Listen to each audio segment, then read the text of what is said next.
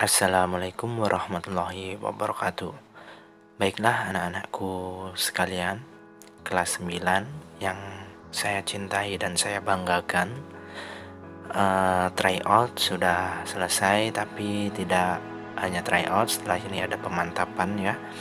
Tapi sebelum itu mari kita melanjutkan lagi ke materi, yaitu olahraga di air. Sebelumnya kalian juga telah mempelajari olahraga di air atau renang ya, salah satu jenis aktivitas fisik olahraga renang. Kalian telah mempelajarinya pada kelas 1 ataupun kelas 2 ya. Mungkin saja kalian tidak pernah melakukan prakteknya, tapi insya Allah Ustadz harap kalian juga pasti bisalah untuk melakukannya, olahraga aktivitas fisik renang ini ya, yang mungkin kalian pernah renang di sungai ataupun di danau di tempat desa kalian ya, waktu kalian kecil. Jikapun kalian tidak pernah berenang, kalian bisa mencobanya, tapi diawasi oleh orang tua ya. Setidaknya kalian bisa mengetahui bagaimana bernapas di dalam air ya. Insya Allah nanti Ustadz akan berikan kalian videonya, tapi Ustadz masih mencari waktu agar bisa berenang dan mencari tempat yang bagus untuk dibuat video. Semoga kali ini kalian bisa menerapkannya di luar sana. Sebelum kita mulai, mari kita membaca basmalah bersama-sama. Bismillahirrahmanirrahim.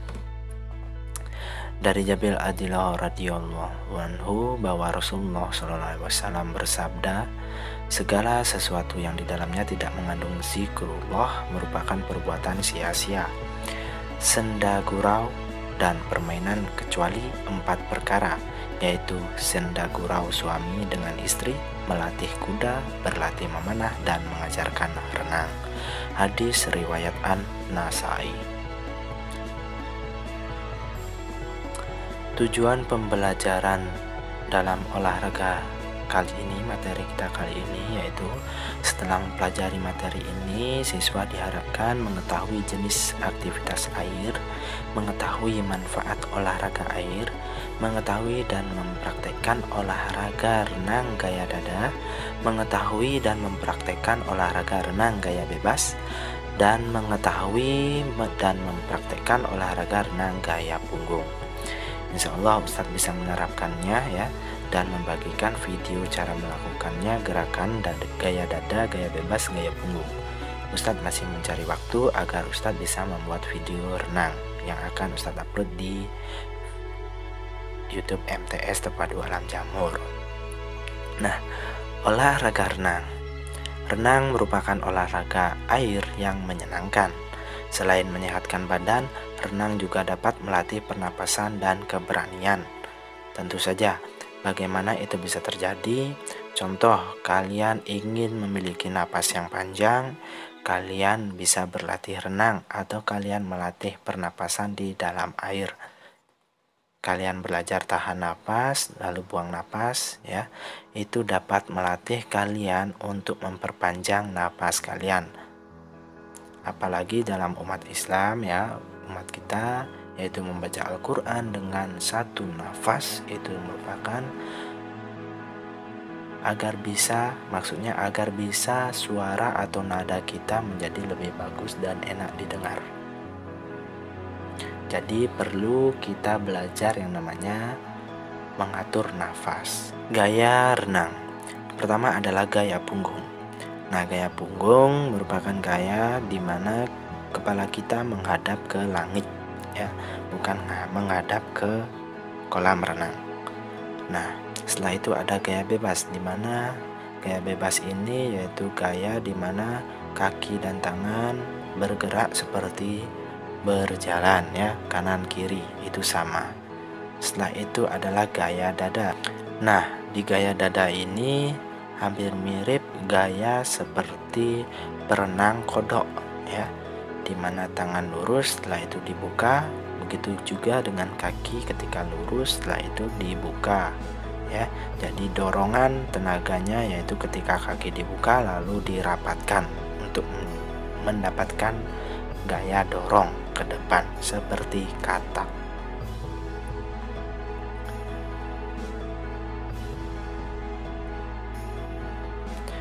Renang gaya dada yaitu memiliki teknik-teknik tertentu. Yang pertama adalah teknik meluncur.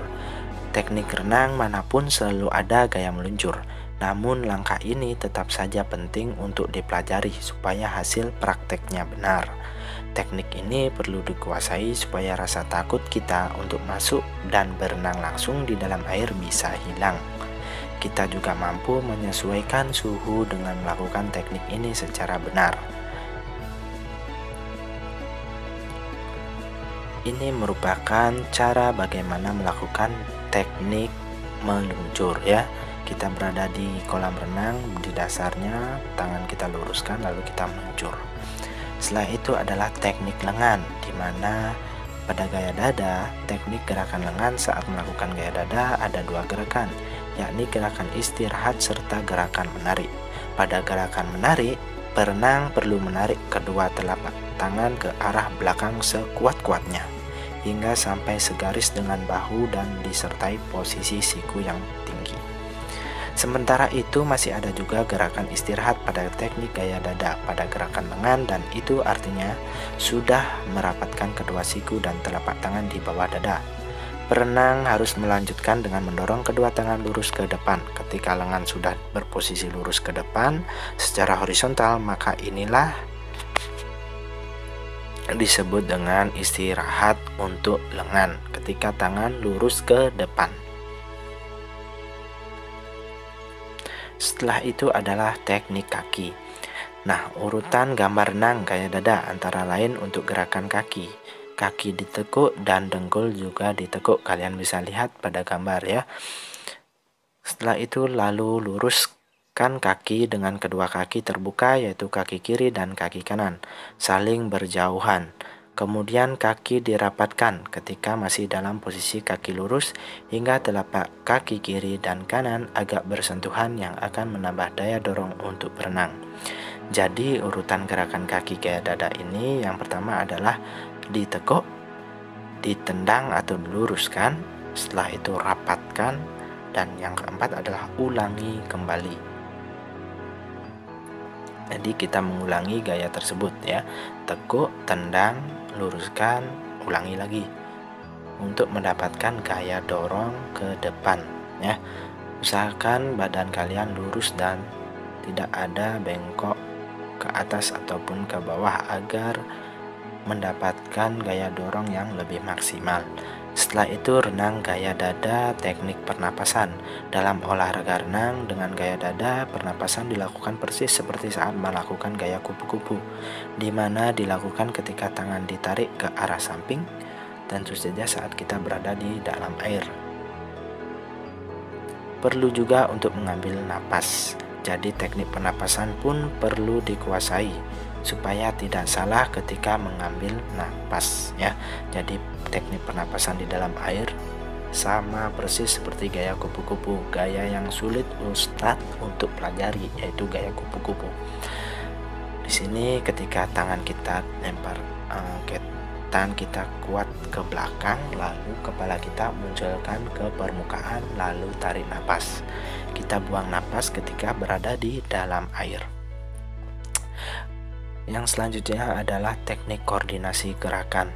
Nah, teknik koordinasi gerakan, hal paling penting dari latihan koordinasi pada dasarnya adalah adanya koordinasi antara gerakan lengan dan juga gerakan kaki.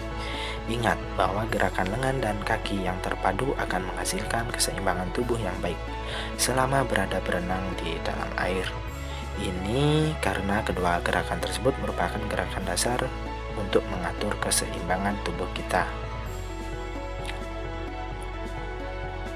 Jadi gerakan dasar yang tadi yaitu gerakan lengan, gerakan kaki, gerakan pengambilan napas ya, teknik awalan yaitu meluncur, semua dikoordinasikan gerakannya, dilakukan dan dilatih berulang-ulang agar kalian bisa mahir untuk melakukan gerakan gaya dada. Baiklah, untuk minggu depan kita lanjutkan ke gaya bebas dan gaya punggung. Meskipun minggu depan kalian melakukan pemantapan, Ustadz insya Allah akan berikan di channel YouTube yaitu gerakan bebas dan gaya punggung, ya, agar kalian bisa pelajarinya dan kalian bisa manfaatkan untuk kalian terapkan sendiri insya Allah di rumah kalian atau ketika kalian berwisata berenang bersama keluarga. Baiklah, tetap jaga kondisi kalian di rumah, tetap asupi dengan makanan yang bergizi, tetap olahraga, ya. Terima kasih. Wassalamualaikum warahmatullahi wabarakatuh.